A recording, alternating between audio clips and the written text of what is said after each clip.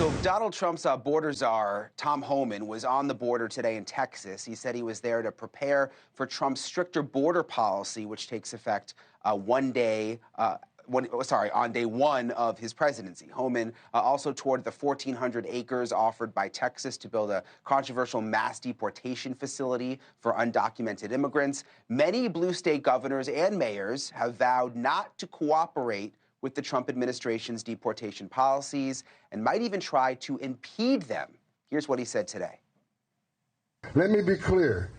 There is going to be a mass deportation because we just finished a mass illegal immigration crisis on the border. And I'm sending a message for people that said they're going to get in our way. They're going to stop us from doing what we're doing on interior enforcement operation. I've said 100 times in the last week, don't cross that line.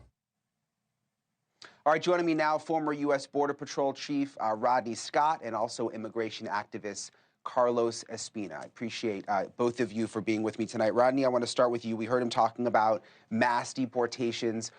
I mean, I keep wondering, is that sort of just a buzzword? What does that actually mean? Are they just going to go after criminals? Is this going to be something where we see, you know, like families being pulled out of homes? What does mass deportations mean? So the word mass seems to get everybody's attention, but the deportation, the number, it's going to be a very, very large number. You can add the adjective that you want, but we have over 1.3, upwards of 1.4 million illegal aliens with a final order of removal issued by a judge. To adjudicate that, you have to, or to actually keep integrity in the judicial process, you have to take that final step. You have to remove those people. The vast majority are going to be criminals. Those are going to be the people they go after initially. But the difference between the Trump administration and what we've seen in the last administration is law enforcement officers are not going to be forced to ignore illegal activity going on right in front of their face. When they go to take out a target, whoever that individual is, when they encounter other illegal aliens that have an order of removal, they're going to be deported as well. Just by sheer statistics, it is going to be the largest operation that this country's ever seen because we've never had an illegal alien population, especially even with final orders of removal, this large.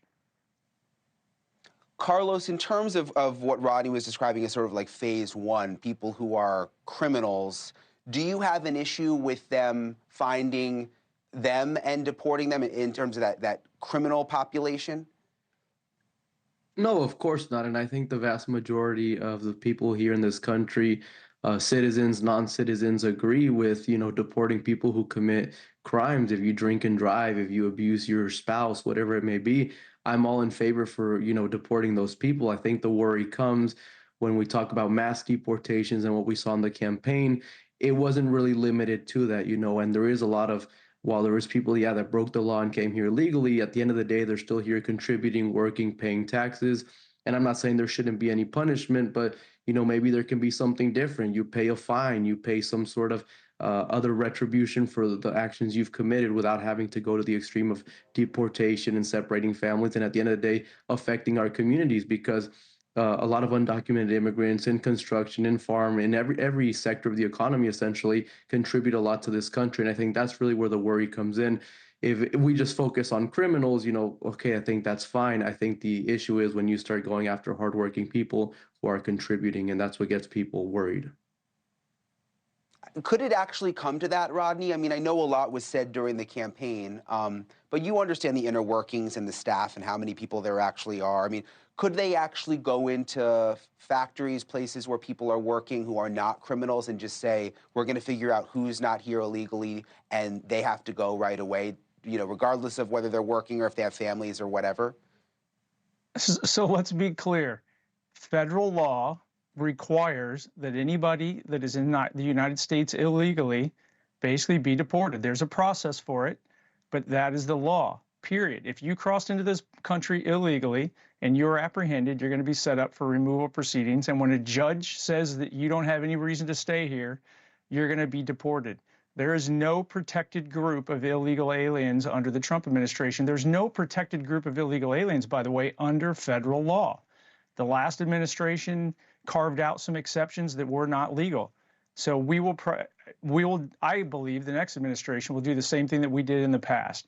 We'll prioritize our resources to try to go after the worst of the worst, because you just don't have enough resources to go deport everybody every single day. But here's a message. If you're in the United States illegally, it is in your best interest to leave on your own now. If you are arrested and deported, there is a legal bar in law that you will be forbidden from getting any immigration benefits in the United States for a certain amount of time. If you leave on your own without being arrested, there is not a legal bar to applying to come back. But there's nobody that's going to be off the table. That's because that's what federal law says. Just really quick, we only have a few seconds left, but Carlos, I'm curious, have you heard of, is anyone actually considering leaving now out of fear of being deported? Yeah, Leaving on their own, it's something I've seen people talk about, or I've seen, people say, oh, my family member. Now, what percentage of people, what number, I think it's impossible to know, but it's definitely something that's happened before, and it's continuing to happen, and I'm sure will continue to happen. That wouldn't surprise me at all. Rodney Scott, Carlos Espina, I appreciate you both for coming on tonight. Thank you so much. Thank you, Brian. Hey, thanks for watching. Go to joinnn.com to find NewsNation on your screen. And don't forget, click the red subscribe button below to get more of NewsNation's fact-driven, unbiased coverage.